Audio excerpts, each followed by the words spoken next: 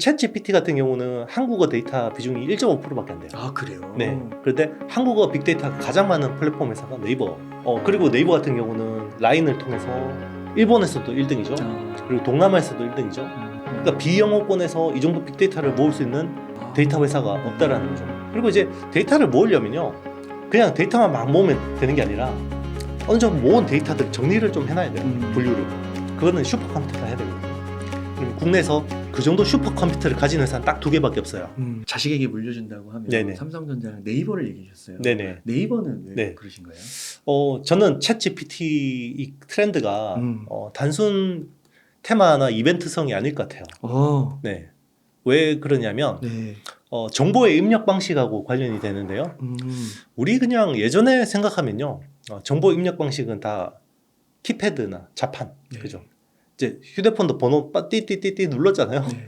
근데 이게 모바일 혁명의 산물이 터치 스크린이거든요. 네.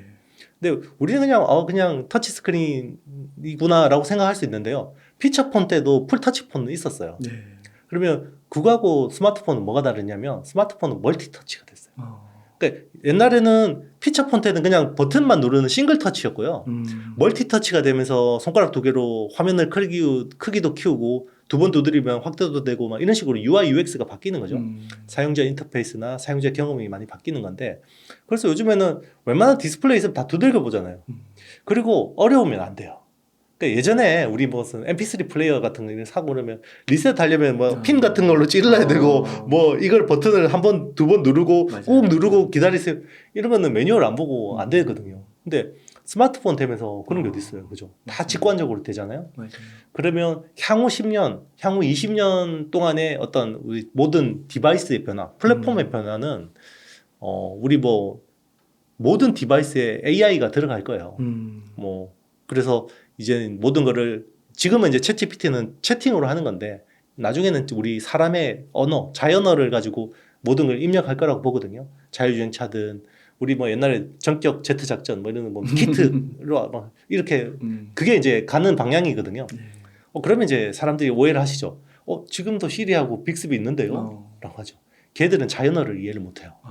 그럼 걔들한테 일을 시키려면 엄청 디테일하고 꼼꼼하게, 네, 빅스비 뭐 해줘 안 하거든요, 사람들은. 근데 우리 이야기하듯이 그 휴대폰 좀 켜줘 뭐 이런 식으로 하잖아요. 그런 거를 이제 챗 GPT는 알아듣는다는 거죠. 네. 왜냐하면 자연어에 대한 이해가 있기 때문에. 지금은 그러면 자판으로만 되는데 나중에는 사람의 말을 들을 수 있고, 나중에는 아이언맨 자비스처럼 오감이 있는 거죠.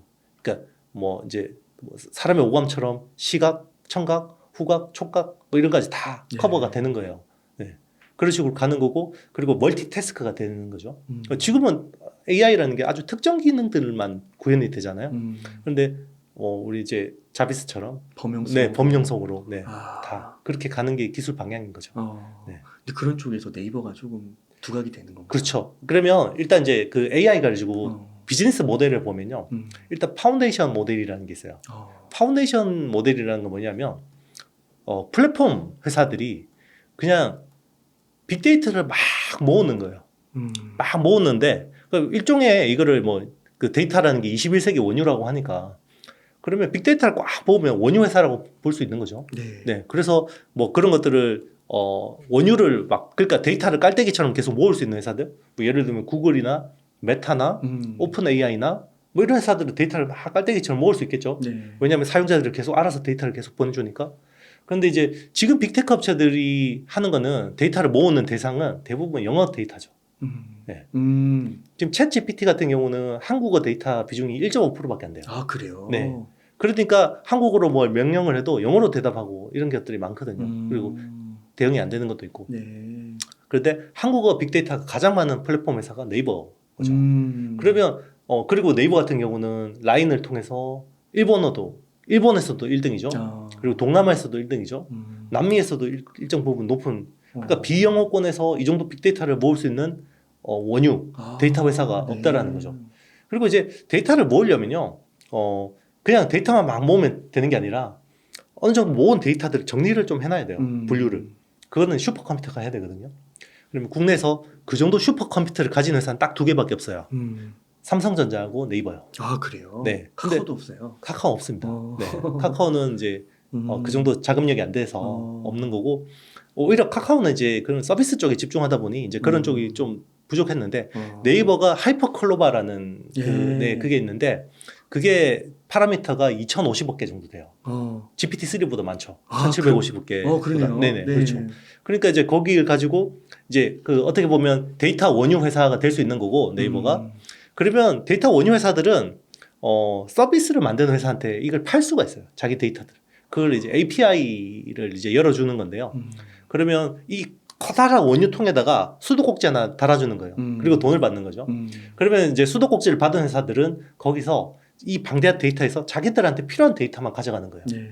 그러면 예를 들면 나는 웹툰을 스케치만 하면 알아서 채색해주는 AI를 만들고 싶어. 그러면 웹툰 IP가 네이버한테 있잖아요.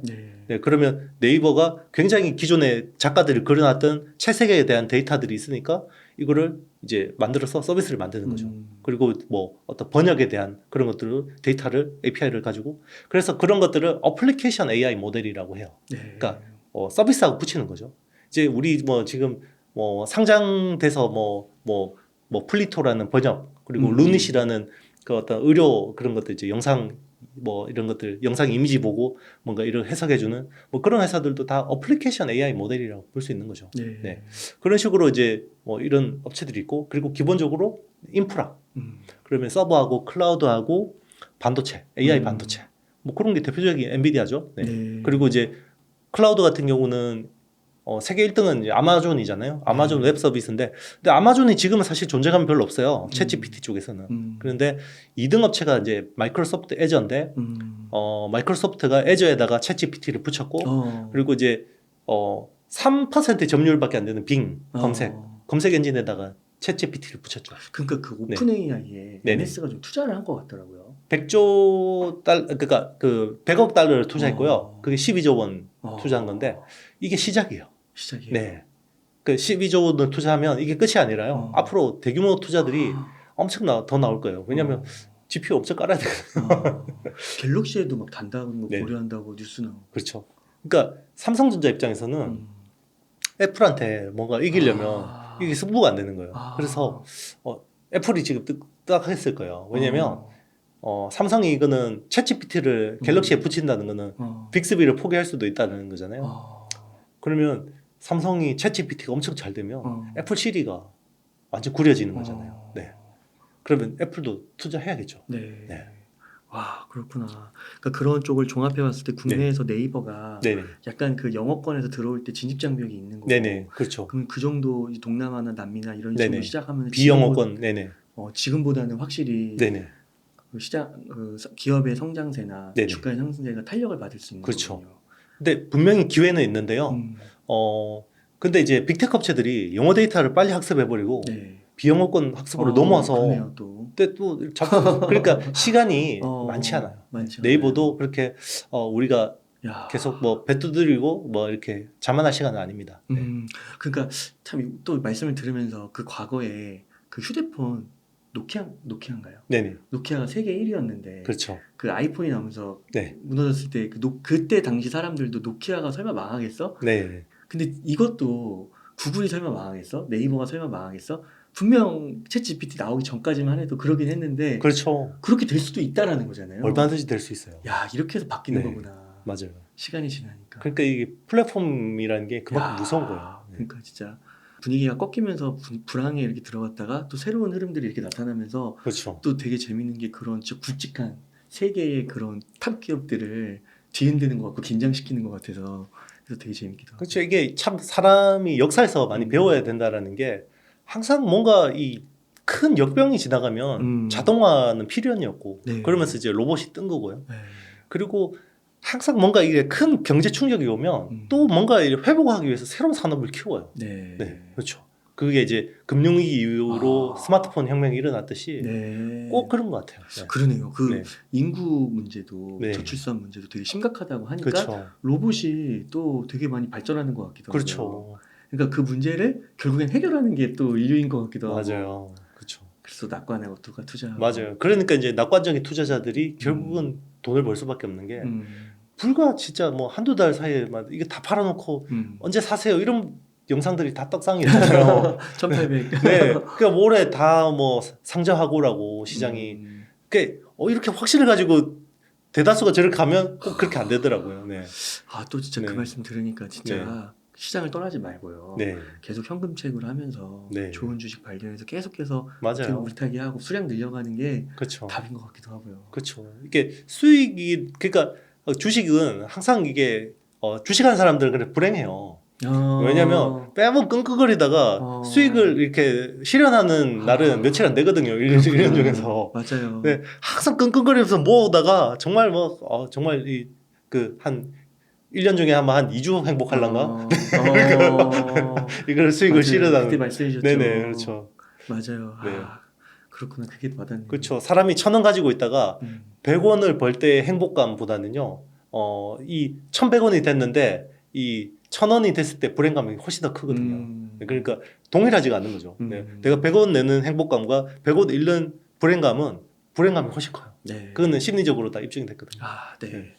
그러니까 그렇게 네. 되게 힘들 때마다 더 공부하시고 네. 최강의 반도체 투자 바로 써먹는 최강의 네네. 반도체 투자 감사합니다. 읽으면서 마인드 잡고요. 네네. 또 이제 조금 일조 도움이 되면 이제 IT의 신이나 문달 네네. 책방 같은 거 좀 들으면서 힘을 네네. 얻고 맞습니다. 그러시면 되게 좋을 것 같네요. 그렇죠. 그러니까 이제 항상 그 사이클을 그리고요. 시장은 항상 상승과 하락이 이제 반복되는데 거기서 기회를 잡으려면 과거와 같은 잘못을 다시 안 하는 게 중요한데 그러려면 반복 학습 네 그런 게 필요할 수밖에 없고요.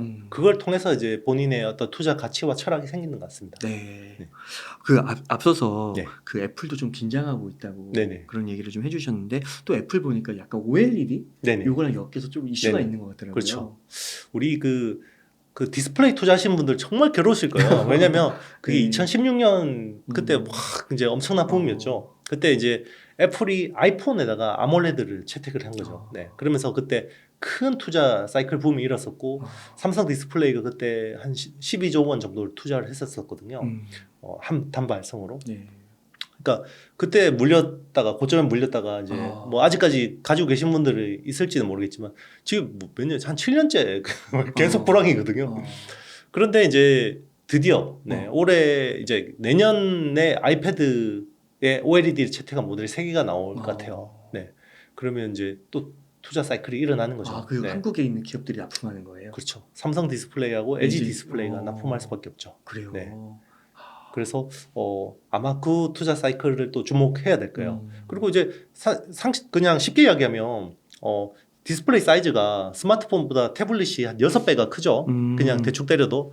그런데 스마트폰은 수명이 보통 한 2, 3년이면 되는데 태블릿은 한 5년, 6년 노트북 같은 경우는 그렇잖아요. 네. 그러면 수명이 훨씬 길어야 되기 때문에 근데 그 LCD는 반영구적인데 OLED는 수명의 이슈가 있어요. 그래서 이 유기물 자체가 수분이나 습기 그러니까 산소나 어떤 습기에 취약하기 때문에 네. 빨리 죽어요.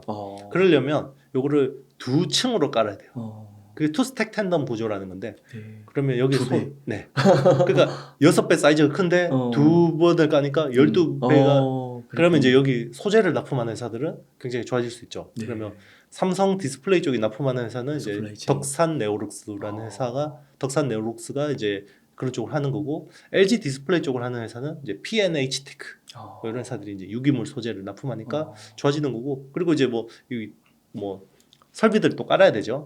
기존에 이제 그 스마트폰용은 6세대라고 이제 그 디스플레이 크기를 가지고 뭐 4세대, 5세대, 6세대 이런 식으로 나누는데요.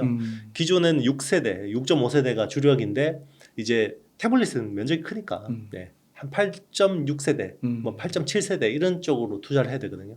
그러면 그쪽으로 또 투자가 많이 일어나죠. 그러면 뭐 그런 쪽으로는 이제 뭐 ICD 사실 제일 수혜를 보는 건 일본의 캐논 도키라는 회사인데요.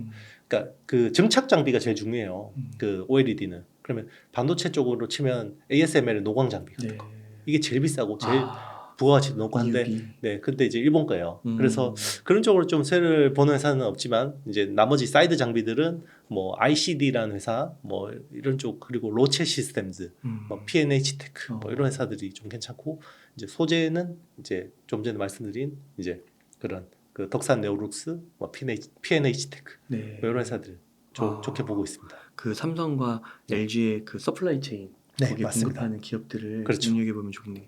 이게 그럼 기존에 네. 이게 애플은 그 삼성이나 LG 제품을 받지 않았던 건가요? 기존에는 LCD를 썼죠. 아 LCD를 네네. 썼고 그건 LCD는 우리나라에서 잘하진 않았어요. LCD는 LG 디스플레이가 했죠. 어. 네, 뭐 예전에 레티나 디스플레이라는 것도 이제 네. LCD였는데요. 네. 근데 이제 LCD는 중국에 이제 BOE나 이런 회사들 아, 너무 너무- 잘하니까. 거기도 납품을 많이 받았던 거예요. 그렇죠. 네. 아 그랬구나. 근데 그래서- 이제 이번에는 중국 네. 걸 안 받는 건가요? 이번 이제 중국도 하고 싶겠죠. 네. 그런데 아직까지 OLED 쪽에서는 중국하고 기술 격차가 있어요. 그래서 작년 아이폰 14죠. 아이폰 14 때 네. 삼성 디스플레이의 어떤 의존도가 너무 높으니까 애플이 LG 디스플레이하고 BOE한테 이제 어떤 물량을 좀 아. 이제 분산을 했는데 네. 수율이 안 나와서 네. 중국이 네, 중국하고 LG 디스플레이 둘 다. 둘 다요. 네네. 그래서 수율이 안 나와서 음. 오히려 삼성 디스플레이가 엄청나게 돈을 벌었죠. 네. 그렇게 된 거구나. 네네. 그러면 이게 또 이게 호재가 될 수 있는 거는 애플이 네네. 그만큼 네. 전 세계 시장을 대상으로 물건을 파니까 그 네네. 규모가 어마어마하니까 네. 거기에 납품 계약을 맺게 되면 호재를 받는 거고 네, 그렇게 그렇죠. 해석을 하면 되는 거고. 네, 맞습니다. 그렇군요. 디스플레이에 이제 훈풍이 붙은 건가요? 그동안 이제 고생하셨던 분들이 음. 조금 이제 네, 이제 좀 마음이 풀릴 수 있는 기회가 오고 있습니다. 그럼 혹시 이게 좀 지속 가능성도 좀 있을까요? 그 다음 이렇게 다음의 비전. 그러니까 이제 일단 이제 아이패드에는 적용되는데 이게 이제 나중에는 뭐 모니터라든지 뭐 TV 쪽이나 이런 쪽으로도 확실하게 될지는 잘 지켜봐야 되는 거죠. 네. 아무튼 기본적으로 OLED 자체는 LCD보다 제조 원가가 비싸기 때문에 사람들이 이제 내가 어떤 돈을 많이 내고 이걸 살 수 있는 구매력이 있냐 이게 중요한데 사실 애플은 브랜드 효과가 있으니까 네. 갑자기 이제 좀 아이패드 가격을 올리더라도 네. 그렇잖아요. 옛날에 그 아몰레드를 쓰면서 가격을 많이 올렸거든요. 예, 똑같죠. 아이패드 가격을 많이 올리겠죠. 네. 근데 애플은 가격 정가가 되는데 다른 어정쩡한 브랜드들은 가격 정가가 쉽지 않죠. 그렇군요.